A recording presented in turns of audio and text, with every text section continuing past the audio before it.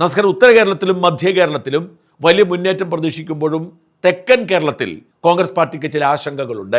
കൊല്ലം അതിനെ മറികടക്കുമെങ്കിലും തിരുവനന്തപുരത്തിന്റെ കാര്യത്തിൽ ആശങ്ക ശക്തമാണ്. തിരുവനന്തപുരത്ത് CPM-ന്റെ സ്വാധീനം മറികടക്കാൻ കഴിഞ്ഞിട്ടില്ലെന്നും ഒന്നിലധികം മണ്ഡലങ്ങളിൽ BJP-ക്ക് സ്വാധീനമുള്ളതുകൊണ്ട് അവിടെയൊക്കെ കോൺഗ്രസ് പാർട്ടി മൂന്നാമതായേക്കുമെന്നുള്ള ആശങ്കയാണ് അതിൽ ഏറ്റവും പ്രധാനപ്പെട്ടത്. കോൺഗ്രസിന്റെ കുത്തക സീറ്റുകളിൽ തന്ത്രപരമായ നീക്കങ്ങൾ നടത്തിയാണ് CPIM മുന്നേറ്റം നടത്തിയത്.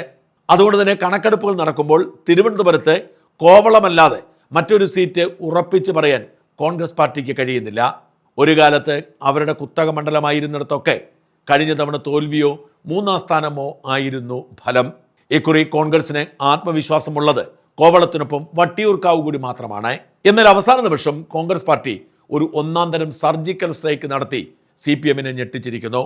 തിരുവനന്തപുരം ഹിന്ദു ഭൂരിപക്ഷ ജില്ലയാണ് എന്ന് നമുക്കൊക്കെ അറിയാം, എല്ലാവരും ഒന്ന് പറയാറുണ്ട്. അതുകൊണ്ടാണ് നേമത്തും കഴക്കൂട്ടത്തും വട്ടിയൂർക്കാവിലും എന്തിനേറെ തൊട്ടപ്പുറത്തുള്ള നെടുമങ്ങാട് പോലും BJP-ക്ക് വലിയ സാധ്യത കൽപ്പിക്കുന്നത്. പലയിടങ്ങളിലും BJP ഒന്നാമതല്ലെങ്കിൽ രണ്ടാമതെത്തും. കഴിഞ്ഞ ലോക്സഭാ തെരഞ്ഞെടുപ്പിൽ തിരുവനന്തപുരത്തും ആറ്റിങ്ങിലും BJP വലിയ മുന്നേറ്റമാണ് നടത്തിയത്. എന്നാൽ അധികമാരും ശ്രദ്ധിക്കാത്ത ഒരു കാര്യം തിരുവനന്തപുരം ജില്ലയിലെ ക്രൈസ്തവ സാന്നിധ്യമാണ്. തിരുവനന്തപുരത്തെ ക്രൈസ്തവ വോട്ട് ബാങ്ക് വലിയ സ്വാധീനമുള്ളവരാണ്. അവർ ഏതാണ്ട് UDF-നൊപ്പം ഉറച്ചു നിന്ന പരിചയമുള്ളവരാണ്, പ്രത്യേകിച്ച് ലത്തീൻ കത്തോലിക്കർ. എന്നാൽ കഴിഞ്ഞ 2 തെരഞ്ഞെടുപ്പിൽ ഈ ക്രൈസ്തവ വോട്ടുകൾ സ്പ്ലിറ്റ് ചെയ്ത് കൂടെ ചേർക്കുന്നതിൽ CPIM വിജയിച്ചു. UDF പരമ്പരാഗതമായി ലത്തീൻ കത്തോലിക്കർക്കാണ് പ്രാധാന്യം കൊടുക്കുന്നത്. എന്നാൽ തിരുവനന്തപുരത്ത് CSI സഭയ്ക്ക് വലിയ സ്വാധീനമുണ്ടെന്നും അതുകൊണ്ട് തന്നെ CSI-കാരെ പിടിച്ചാൽ കൊള്ളാം എന്നും തിരിച്ചറിഞ്ഞ് കഴിഞ്ഞ തവണ നെയ്യാറ്റിൻകരയിലും കാട്ടാക്കടയിലും CSI സഭാംഗങ്ങളായ നാടാന്മാരെ തന്നെ CPM സ്ഥാനാർത്ഥികളാക്കി. അതിൻ്റെ ഫലമാണ് വാസ്തവത്തിൽ കഴിഞ്ഞ 2 തെരഞ്ഞെടുപ്പിലും CPM-ന് ഇത്രയധികം മുന്നേറ്റമുണ്ടാക്കിയത്. ഇതിന് പരിഹാരമുണ്ടാക്കാൻ കോൺഗ്രസ് പാർട്ടിയും തീരുമാനിച്ചു. അതുകൊണ്ടാണ് കാലഹരണപ്പെട്ടു എന്ന് കോൺഗ്രസ് പ്രവർത്തകർ പറഞ്ഞിട്ടും ശക്തൻ നാടാരെ വീണ്ടും കളത്തിലിറക്കിയത്. കോൺഗ്രസ് പാർട്ടി CSI നാടാർ വിഭാഗത്തിൽപ്പെട്ടവരെ മത്സരത്തിനിറക്കി കളം മൂപ്പിച്ചിരിക്കുകയാണ്. അതേസമയം സിറ്റിംഗ് MLA-മാർ 2 പേർ നാടാർ CSI-കാരായതുകൊണ്ട് തന്നെ CPM ഭയപ്പെട്ടിരുന്നില്ല. എന്നാൽ തെരഞ്ഞെടുപ്പിന് 1.5 ദിവസം കൂടി മാത്രം ബാക്കിയാവുമ്പോൾ ഒരു 1.5 സർജിക്കൽ സ്ട്രൈക്കുമായി കോൺഗ്രസ് പാർട്ടി രംഗത്ത് വന്നിരിക്കുന്നു. അത് CPM-ന് സ്വപ്നത്തിൽ പോലും ചിന്തിക്കാൻ കഴിയാത്ത അടിയായി മാറുന്നു. ലക്ഷക്കണക്കിന് വിശ്വാസികളുള്ള CSI ദക്ഷിണ കേരള മഹാ ഇടവകയുടെ സെക്രട്ടറി TT പ്രവീണിനെ കന്യാകുമാരി ജില്ലയിലെ വിളവങ്കോട് കോൺഗ്രസ് സ്ഥാനാർത്ഥിയായി പ്രഖ്യാപിച്ചതാണ് ആ സർജിക്കൽ സ്ട്രൈക്ക്. ഈ വിളവങ്കോട് എന്ന് പറയുന്നത് കേരളത്തിൻ്റെ അതിർത്തിയിലെ മണ്ഡലമാണ്. അതായത് അങ്ങോട്ട് പാറശാല കഴിഞ്ഞാൽ ഉടൻ തന്നെ വിളവങ്കോടായി. അവിടെയുള്ള പകുതിയിലധികം പേർ മലയാളികളാണ്, തമിഴ്നാടിൻ്റെ ഭാഗമാണെങ്കിലും. നമുക്കറിയാം കന്യാകുമാരി ജില്ല തന്നെ കേരളത്തിൻ്റെ ഭാഗമാവേണ്ടതായിരുന്നു. ആ വിളവങ്കോട് ഒരു സ്ഥാനാർത്ഥിയായി TT പ്രവീണിനെ, തിരുവനന്തപുരത്ത് താമസിക്കുന്ന പ്രവീണിനെ കോൺഗ്രസ് പാർട്ടി പ്രഖ്യാപിച്ചിരിക്കുന്നത് വലിയ ചലനമുണ്ടാക്കും എന്നാണ് റിപ്പോർട്ട്. കന്യാകുമാരി ജില്ലയിൽ ഏതാണ്ട് 50% ക്രിസ്ത്യൻ പോപ്പുലേഷൻ ഉണ്ടെന്ന് ഓർക്കണം. ഒരു പാർട്ടിക്കും കന്യാകുമാരി ജില്ലയിൽ ക്രൈസ്തവ വിശ്വാസികളെ തഴയാൻ പറ്റില്ല. പ്രത്യേകിച്ച് കന്യാകുമാരി ജില്ലയിൽ ഏറ്റവും നിർണായകമാണ് CSI വിശ്വാസികളുടെ എണ്ണം. ഈ CSI സഭയുടെ തിരുവനന്തപുരത്ത് താമസിക്കുന്ന സഭാ സെക്രട്ടറിയെ തമിഴ്നാട്ടിലെ വിളവങ്കോട് സ്ഥാനാർത്ഥിയാക്കി മാറ്റുമ്പോൾ ഇത് 1-ാം തരം സർജിക്കൽ സ്ട്രൈക്ക് മാറും. സഭയുടെ സെക്രട്ടറിയെ തന്നെ സ്ഥാനാർത്ഥിയാക്കുമ്പോൾ വലിയ തോതിൽ ധ്രുവീകരണം ഉണ്ടാവുന്നത് വിളവങ്കോട് മാത്രമല്ല തിരുവനന്തപുരത്തുമാകും എന്നവർ കണക്ക് കൂട്ടുന്നു. വിളവങ്കോട് കോൺഗ്രസ് പാർട്ടിയുടെ സിറ്റിംഗ് സീറ്റാണ്.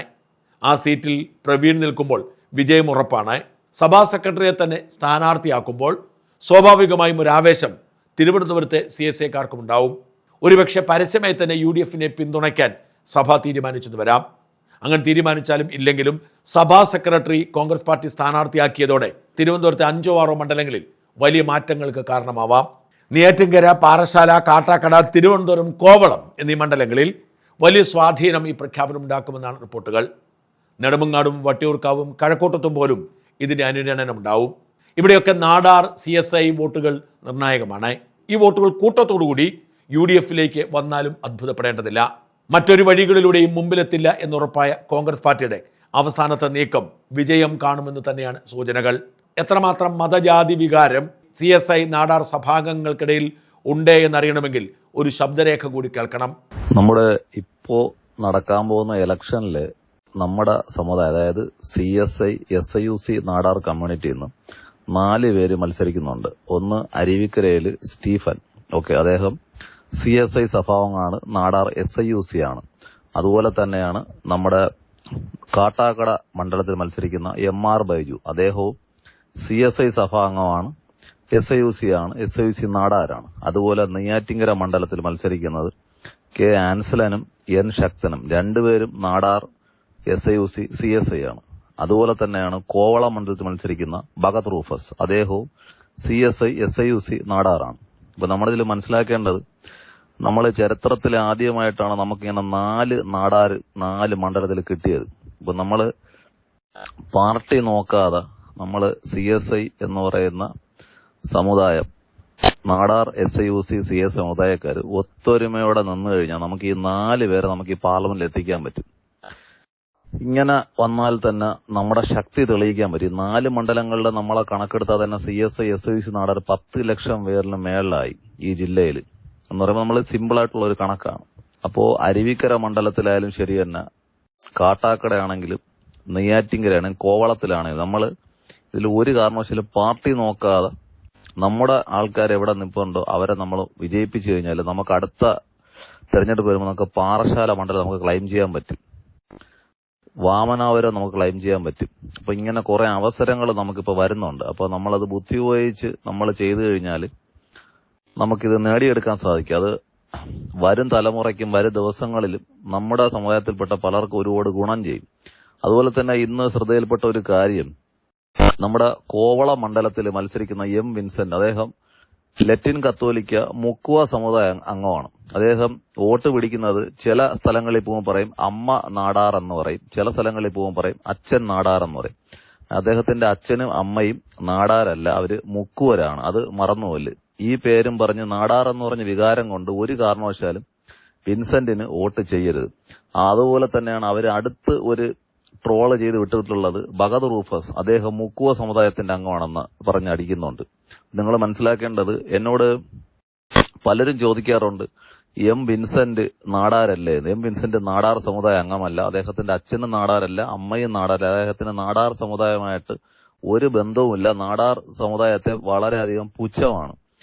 കോവളം MLA ആയിട്ട് മത്സരിക്കുന്ന ഭഗത് റൂഫസ് നാടാരാണ്, അദ്ദേഹത്തിന്റെ അച്ഛനും അമ്മയും നാടാരാണ്. അമ്മയെന്ന് പറയുന്നത് നമ്മുടെ നെല്ലിമൂട് VNS ജിംനാഷ്യം ഇട്ടിട്ടുള്ള ഷിബു സാറിന്റെ ചേച്ചിയാണ് പുള്ളിയുടെ അമ്മ.